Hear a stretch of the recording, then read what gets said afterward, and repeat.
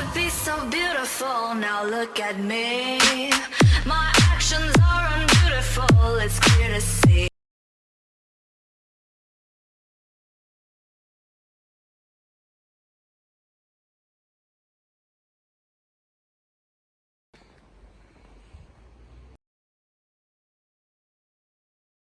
Of ISO Energy.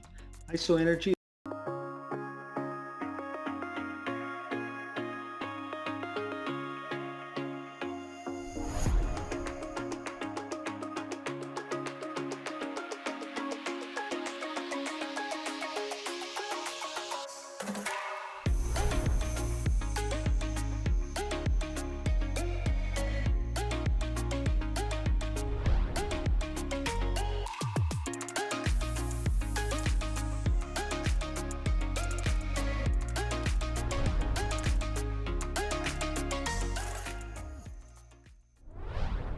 Hi, Askar, and thank you for joining us today. Hi, James. Thank you for inviting. That's a pleasure to be here. Thank you. Askar, I want to provide you with a framework on where I want to take this discussion, and I really want to touch on 4 elements.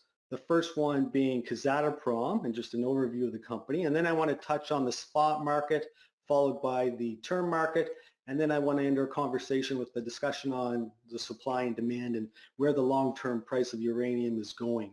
So why don't we just start with an overview of the company, even though Kazatomprom is the world's largest uranium producer, producing approximately 23% of world production. A lot of people aren't familiar with the company. So why don't we just start with a brief overview? Well, sounds good. Kazatomprom is the national operator for atomic products in Kazakhstan. It was founded in 1997, and at that time, not Kazatomprom, but even Kazakhstan was not kind of a very big player in the uranium space, producing less than 1,000 tons just 20 years ago. And now, essentially, we're being the largest producer in the world with over slightly more than 24,600 tons produced in 2016, which was our record. So a lot of growth that I mentioned happened during this so-called uranium renaissance time, and that was also the time for most of the markets picking up. So there was big interest for the global commodity markets. Uranium was a part of that movement. So what Kazatomprom was producing that time has been soaked up by the market, and kind of the timing for increasing production was very, very good at that time. So we should mention that Kazatomprom or Kazakhstan ended by producing about 40% of the global primary production, and Kazatomprom's share is 23%, just attributable share. So Kazakhstan and Kazatomprom have actually come a long way, and Kazatomprom is now the largest uranium producer since 2012. The reason why we're the biggest uranium producers is our unique mines and reserves that we have. All of them are ISR method. So we should mention that we're sitting on 300,000 tons of attributable reserves, and keeping in mind that we can produce 13,000 tons per year, that's a decade of production. And even if we look more widely, we also have resources, which is closer than 500,000 tons, and converting resources into reserves is very straightforward. All the deposits are large, they are homogeneous, and kind of their unique feature, as I mentioned, is the ISR method. So all ISR method applies to all of these reserves and resources. So we don't use any open pit, any underground mining. Kind of what we do is very similar to oil production. We have the wells where we just pump the low pH sulfuric acid solution. It goes underground for an average of 600 meters and travels through a sandstone hosted with uranium deposit, and stays there for the period for 3 to 4 months, and then we just pump it out. So kind of that's the ecologically very friendly method with a closed cycle. So the liquid that we are pumping out and removing uranium, then actually this liquid goes back to the well field. So that's a very closed cycle. We don't generate any wastes. And at your peak, you said you produced 24,000 tons of uranium. Yes, indeed. How would that compare to the second largest producer in the world? Well, I think at that time the second largest producer were Cameco. They had 2 mines and Inca's share that they had, so they were almost twice less than ourselves. Right. So you're just not, if I was to use an oil analogy, Kazatomprom is just not Saudi Arabia. It's really the OPEC of the uranium market. Yeah, sort of. And as Chief Commercial Officer, what exactly does your job entail? Well, yeah. So the Chief Commercial Officer in our company, the role of the Chief Commercial Officer in Kazatomprom is kind of making the strategy in terms of marketing and sales, but also in that position, I oversee the kind of all the activities around logistics, around deliveries, around the contract execution, and also I oversee the activity of our trading company in Switzerland. Askar, Kazatomprom went public in 2018, and shortly thereafter, the board of directors and the management team adopted a value strategy, which is essentially becoming more prudent in terms of your production and also in your marketing. But can you just touch on that and expand and tell us what policies you implemented? Yeah, thank you. Very, very good question.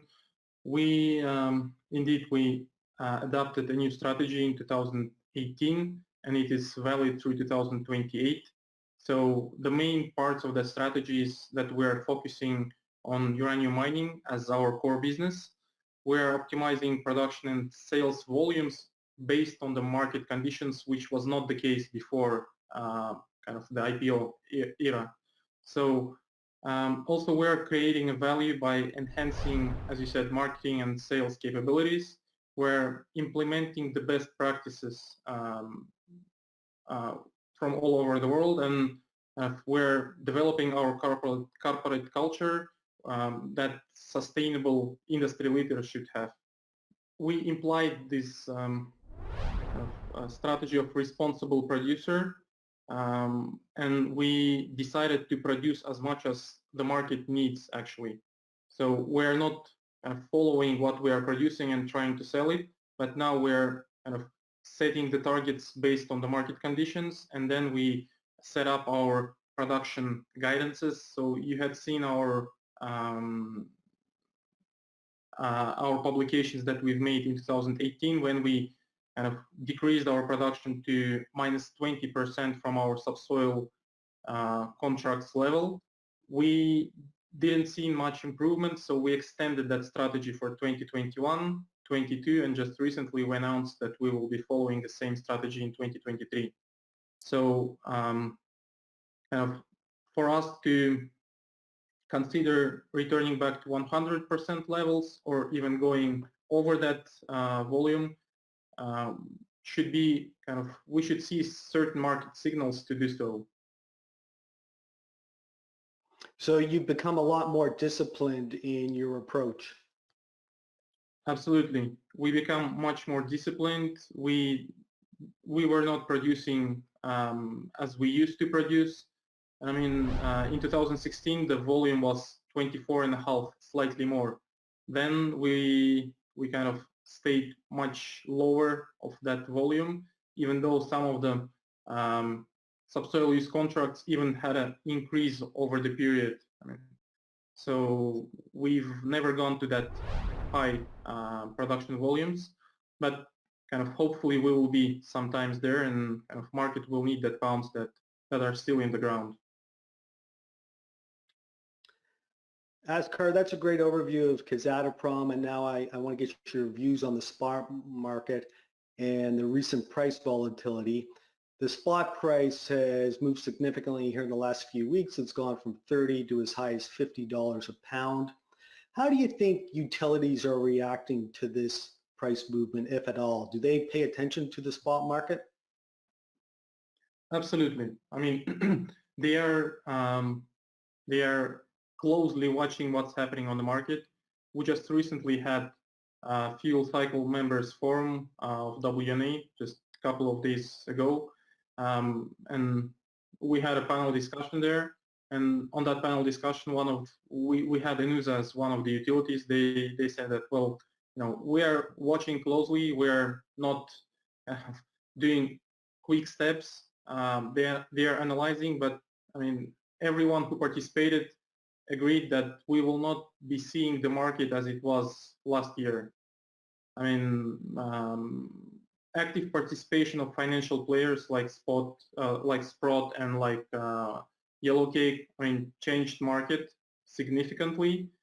Even though we might see some correction of price in the future, but it will most probably not return to the levels that we had seen in this summer. Additionally to this, I would say it's not only the active position of Yellowcake and Sprott, but generally, I mean, the industry is moving towards nuclear, bigger exposure to nuclear. We are seeing those initiatives be included into the green policy parts. Decarbonization is also a big part. We are waiting for Europe to accept nuclear as a clean energy source, kind of to help to reach their targets that they've committed under the Paris Agreement. So all these expectations, all these movements played a combined role together with big interest from financial players, which we haven't seen before as well. So these are all good mix and combination of the things that happened on the spot market and kind of led to that price discovery that we had seen. So even though the spot market can be very active, it's estimated that only 25%